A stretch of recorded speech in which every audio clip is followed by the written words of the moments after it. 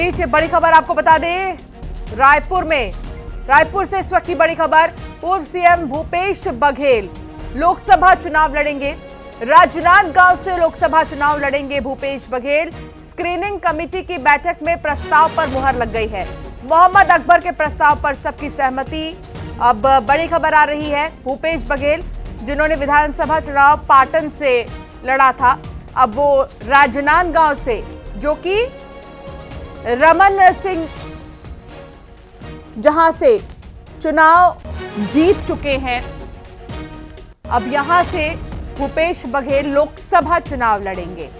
हालांकि ये देखना होगा कि कितना बदलाव आने वाले समय में देखने को मिलता है, लेकिन भूपेश बघेल लोकसभा चुनाव लड़ेंगे। बहुत बड़ी खबर।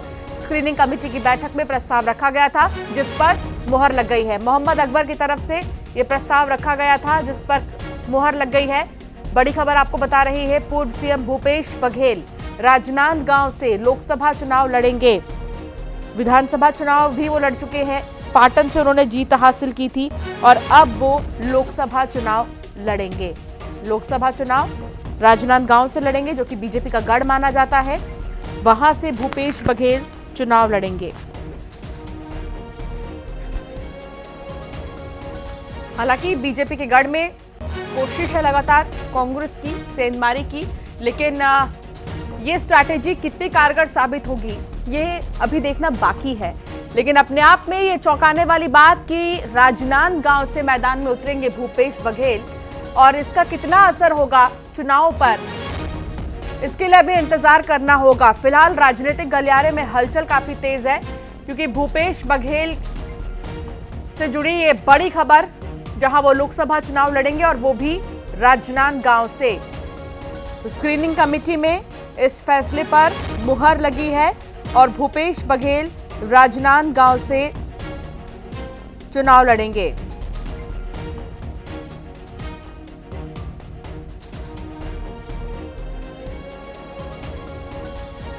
ममता लांजेवार संवाददाता साथ जुड़ गई हैं। ममता, भूपेश बघेल का राजनांदगांव से चुनाव लड़ना, इसके मायने क्या निकाले जाएं और वो भी बीजेपी के गढ़ में सेंधमारी करने की कोशिश, क्या वाकई में इफेक्टिव साबित होने वाली है? देखिए, अगर हम बात करें तो सियासत की इस वक्त की सबसे बड़ी खबर ये है कि लगातार स्क्रीनिंग कमेटी की बैठक हो रही है, अलग अलग लोकसभा वार ये बैठक हो रही है। और इसमें जब राजनांदगांव लोकसभा की बैठक हुई तो उसमें प्रस्ताव दिया गया। मोहम्मद अकबर जो है उन्होंने प्रस्ताव रखा कि पूर्व मुख्यमंत्री भूपेश बघेल जो है वो राजनांदगांव से चुनाव लड़ेंगे और उसको लेकर सर्वसम्मति से जो है सबने अपनी स्वीकृति दी। और अभी जब भूपेश बघेल निकले तो उनसे पूछा गया तो राजनांदगांव के साथ उन्होंने ये कहा कि महासमुंद की भी संभावना बनती है। यानी जाहिर तौर पर राजनांदगांव की अगर हम बात करें तो राजनांदगांव से भले ही भूपेश बघेल विधानसभा चुनाव नहीं लड़े थे लेकिन उनके बहुत करीबी गिरीश देवांगन लड़े थे और उसको यह माना जा रहा था कि एक तरह से भूपेश बघेल ही राजनांदगांव से विधानसभा चुनाव लड़ रहे हैं। लेकिन वहां पर जो है डॉक्टर रमन सिंह जीते। लेकिन अभी अगर बात करें तो भूपेश बघेल जो है वो लोकसभा लड़ना चाहते हैं और वो राजनांदगांव की सीट से लोकसभा चुनाव लड़ना चाहते हैं। जाहिर तौर पर डॉक्टर रमन सिंह जो है, जो वहां के मौजूदा विधायक हैं, उन्हीं के जो इलाके हैं, वहां के जो लोकसभा है वहां से चुनाव लड़ना चाहते हैं। तो सबसे बड़ी खबर जो है अगर हम बात करें सियासत की तो ये है कि भूपेश बघेल राजनांदगांव से लोकसभा चुनाव लड़ सकते हैं। स्क्रीनिंग कमेटी की जो बैठक हुई, राजनांदगांव लोकसभा की बैठक, उसमें भूपेश बघेल का नाम प्रस्तावित किया गया और उसको सर्वसम्मति से सबने इसको जो है इस पर स्वीकृति दी। दूसरी तरफ अगर हम बात करें तो भूपेश बघेल जब यहाँ से बाहर निकले तो उन्होंने ये भी कहा कि महासमुंद पर भी चर्चा हुई है। हम कोशिश करते हैं अंदर जाकर कि कोई अगर भीतर कोई बड़ा पदाधिकारी मिले उनसे बात करें, क्योंकि अभी उमेश पटेल बाहर निकले हुए थे।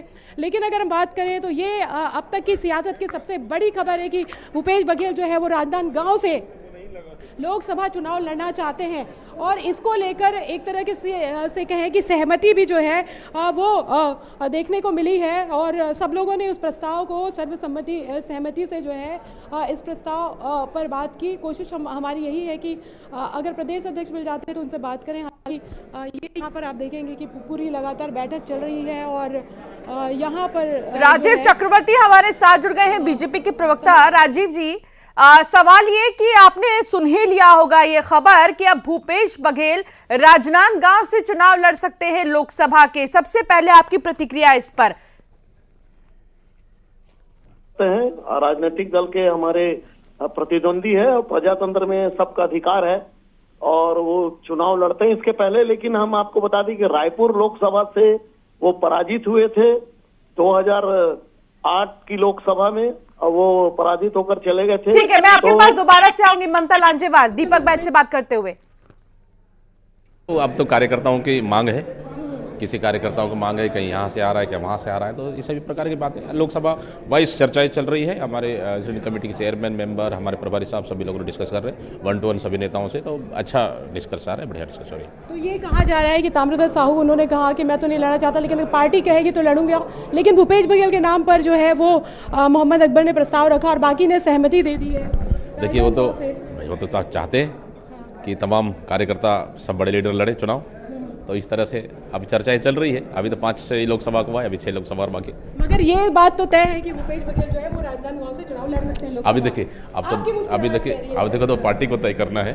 देखिए प्रस्ताव आया है, पूर्व मुख्यमंत्री बड़े नेता है, बाकी उनका फैसला तो दिल्ली करेगा। महासमुंद की भी बात कह रहे थे। अब देखिए महासमुंद से बहुत सारे नाम आए हैं, अब कुछ सभी लोकसभाओं से नाम आ रहे हैं अभी। एक मिनट आपकी भी प्राइवेसी डिस्टर्ब होगी, लेकिन एक बार बात कर लें। अगर मान लीजिए राजनांदगांव ही क्यों?